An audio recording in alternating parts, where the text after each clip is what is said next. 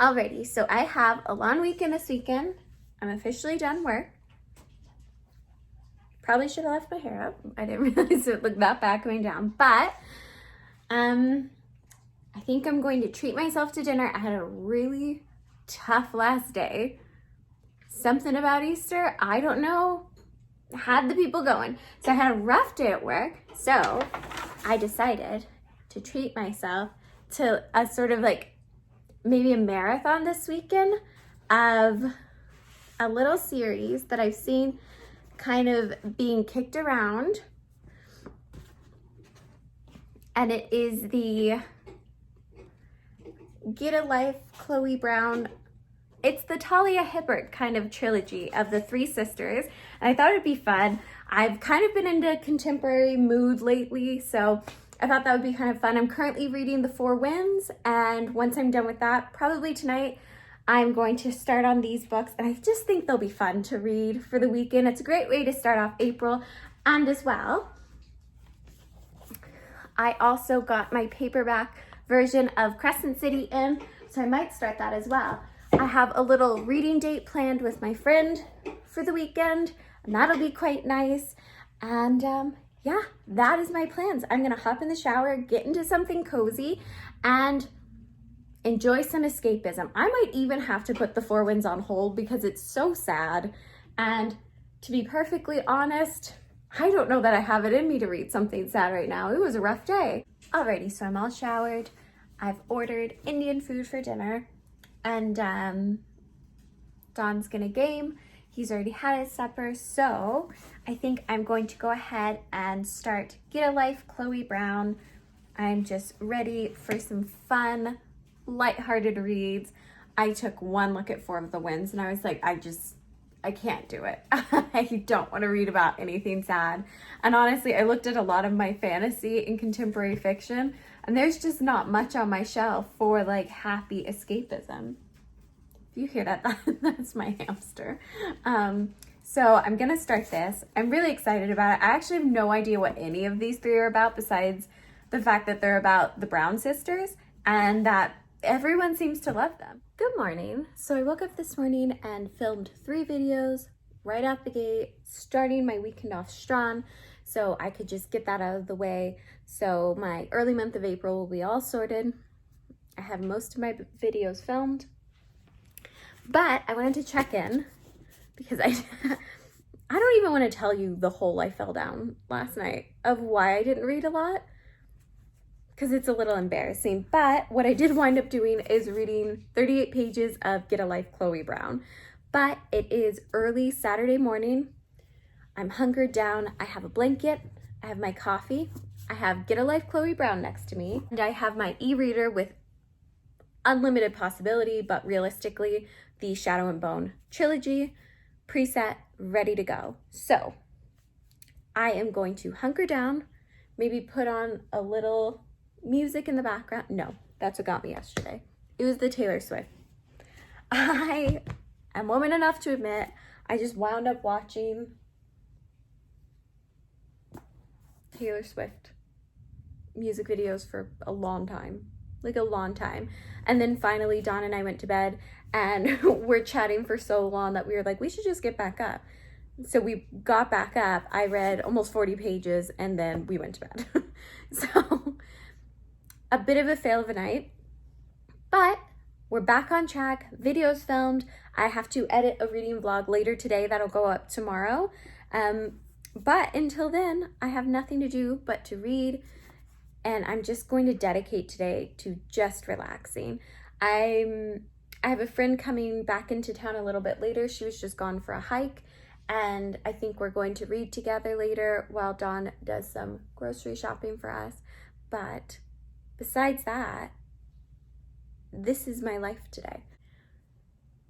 Did I move into our TV room so I could watch more Love Island, which is how I wasted away my last weekend? Absolutely. Did I get a little further and to Get a Life, Chloe Brown? Absolutely. Literally like 20 pages. So I'm on page 60 now, and I really, really like it so far. I'm gonna stop checking in every like 20 pages, but I felt the need that I should update that I've moved in to our game room to watch Love Island, because I think that is going to kind of self-explain why maybe I don't read a ton today. But here we are. So when I think I left you guys last, I was watching Love Island. I had read like 10 pages of Get a Life, Chloe Brown. And honestly, I went on a reading date with one of my friends and at like 4 and didn't read a single page. Didn't even open my books to read a page. And that was the rest of my night because I didn't get home until 10:30. So today instead, I'm dedicating to reading. Now, I did manage after I got home to read a bit more. So I did get to page 114. So I read another 50 pages, but definitely just squeezed them in at the end of the night. I am really enjoying this. We're following Chloe, who deals with chronic pain as she is trying to check off this list of steps towards her getting a life. So she has officially just ridden a motorcycle and it's super cute. I can't even describe how much I love the writing in this. It's so funny. I liken it to like the Bridget Jones sort of banter in terms of like book stylization. It's so funny. She just has such a funny way of communicating. So yeah, I'm really enjoying it and I'm going to get back to reading as well. It's 7:30, so I have a lot of time, but I also have to edit a video first thing this morning and upload it so it can be ready to go. It is 12:30 and I officially finished Get a Life, Chloe Brown. I haven't eaten yet, so I'm going to go make myself a late breakfast, lunch, I'm not sure, but I wanted to wrap this up by saying I thought this was the cutest romance I've read in such a long time. The banter is on point in terms of like camaraderie and balancing each other out. It was so cute, and the ending was just so cute. I don't know if I've ever given a 5 out of 5 to a romance before. I don't think I have, but this is about as close as I think I've ever gotten since like a Jane Austen novel, which like used to make my middle school heart pitter a million miles an hour. And I felt the exact same way reading this. This is such an uplifting, cute romance, and I'm absolutely in love with the Brown sisters' relationships, and I'm so excited that book 2 and 3 we get the other sister stories, because aside from the fact that I really enjoyed the romance, I loved the sisters' relationship in this book. The little trio of sisters, Chloe, Danny, and Eve, was so fun and so sweet. I love in a romance when they can build multiple relationships besides the plot of a romance. So I really enjoyed it, and gonna pop off, get something to eat, and I think now that I'm in better spirits, I'm going to get back into the Four Winds and see if I can finish it. So it is now 3:30 in the afternoon. I have showered, I ate my breakfast a while ago, and I officially finished The Four Winds by Kristen Hanna. I'm of a couple of minds when talking about this book. So this book, obviously, I've spoken about it before. It centers around a mother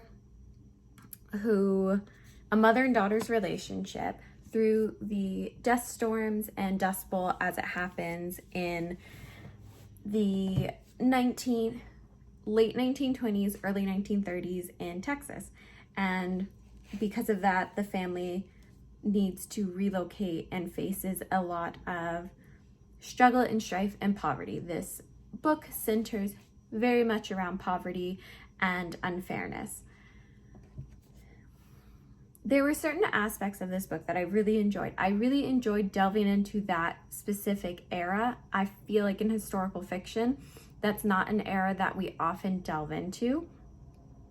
I thought the character work was okay, though I do feel the characters ran slightly caricature-like.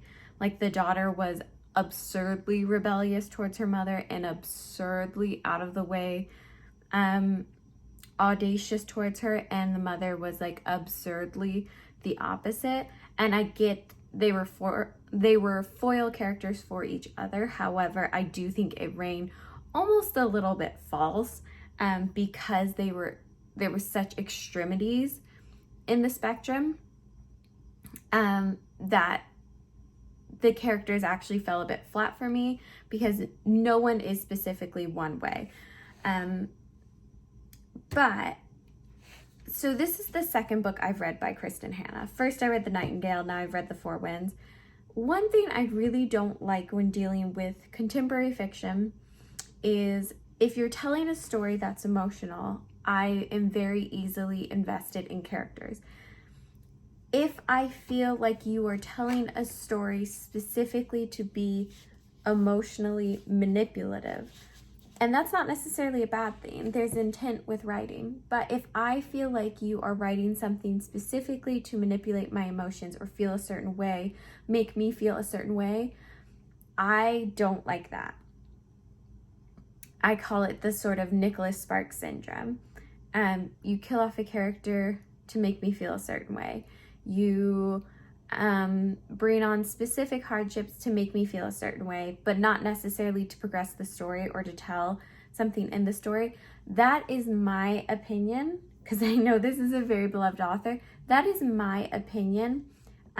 2 books in to this author's work is I don't particularly like when I feel like an author is trying to manipulate my emotions rather than telling a story for a specific reason. And I will say with the ending, it felt like I was supposed to cry. It felt like, even though probably since about 30% in, though I didn't know what the circumstance would be, I knew what the ending would be. And I didn't think the circumstances called for it. So instead what it felt like was, as I was reading, I was like, oh, here's going to be where the circumstance arises. Okay, here's what I knew what was coming. Okay, here's the part where I should be crying.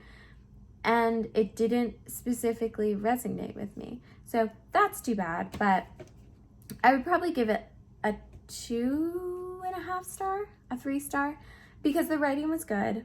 Again, I spoke about what I thought was wrong with the character work, but I do think I could see this being something that a lot of people enjoy. So because of that, like, I wouldn't give it a 1 star. There's definitely people I would recommend this to. I know a couple of friends that I think I might even just pass this book along to, because I think they would really enjoy it. But yeah, it definitely wasn't the book for me. That being said, it's only 3:30, so I'm gonna pick up another book. I might even start reading Siege and Storm. I also have Oathbringer sitting right here. So I'm gonna put this on my shelf, write down my rating, and keep reading, I guess. So I read just the prologue for Siege and Storm, and I think we're gonna go ahead and have a movie night and watch Paddington 2 and Mary Poppins just to cheer me up. I've had a hard week, and if you don't know, my favorite movies are essentially kids movies, just something light and happy and wonderful. So we're gonna go ahead and do that. Dawn's gone out to grab a couple of like snacky bits for our movie night, and that's probably gonna be it for reading, I think, for the day. And always, per usual, on my weekends, my heaviest reading day is usually my last day before I go back to work. So when I do all my laundry and cleaning and all of that. So yeah, that is the update. I just read the prologue, so nothing much going on there, and I'll probably update you guys again tomorrow. Hello, so it's the next morning. I made it to chapter 5 in Siege and Storm, and I'm just going to read while I make some coffee, I think. It's a little bit later, pardon the weird little... Anyways, I've had breakfast and I've read 25 pages of Oathbringer, and already I'm having so much fun reconnecting with this world and this story. I'm so excited to read Rhythm of War, but I was kind of just like teasing myself a little bit with that. I'm also on chapter 6 in Siege and Storm. I'm enjoying it still, but I will say, just like the last bit of Shadow and Bone, the kind of journey our main character's on, I don't want to like say it in spoilers.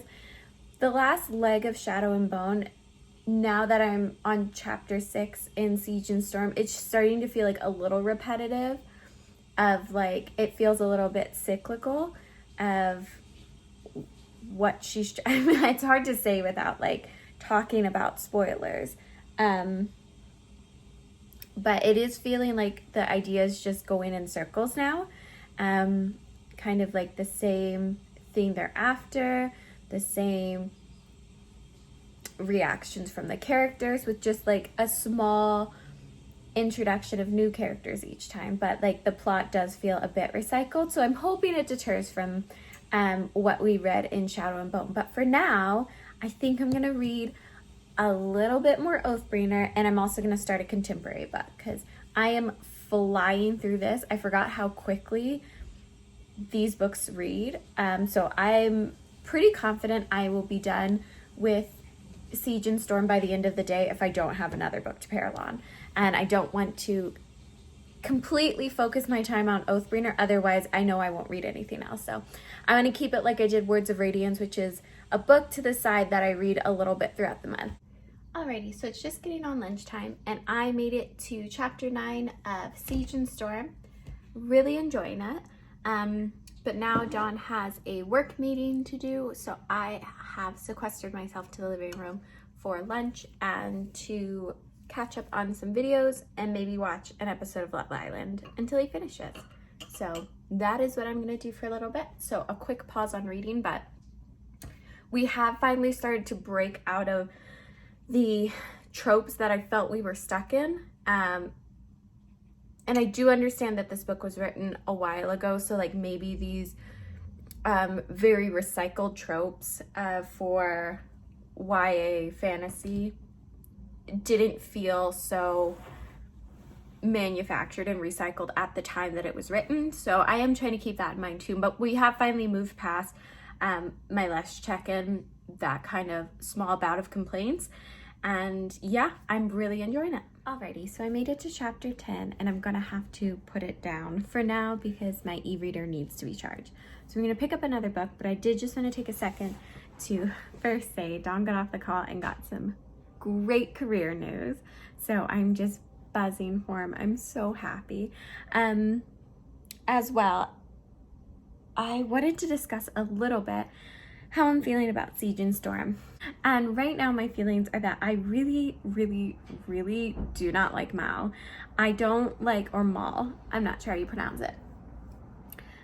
There is this trope sometimes, especially I find with younger fiction, that love has to be possessive. And with Mal, this overprotective, possessive nature he has with Alina, our main character, is something I find so toxic and so ridiculous for our main character to be essentially what is like the greatest power known in this Grisha world, and to have a man stand behind you, or not even beside you and behind you, but in front of you, constantly trying to make decisions for you. Anytime there's like another man around, he has this like sort of threatened reaction of just when they show any vague interest in her, he's just threatened and jealous and like possessive in his jealousy.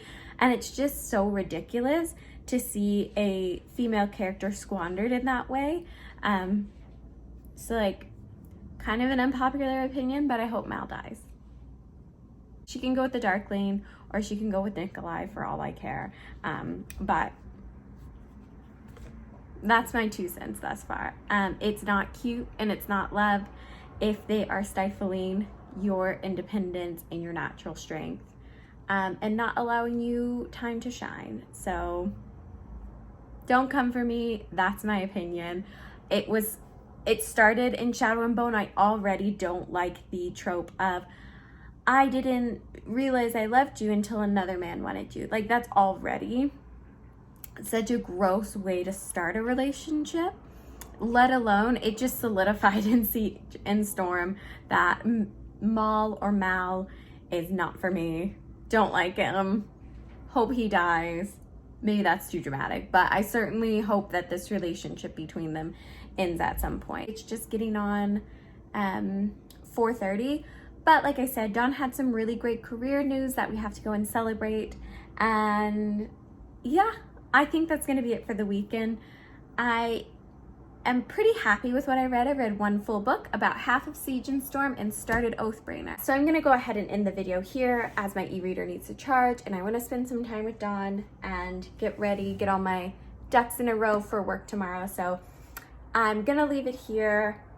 Probably gonna read Siege and Storm throughout the week, so I probably won't have another check-in until the end of the month with how I feel about that. But halfway through, pretty solid in my thoughts.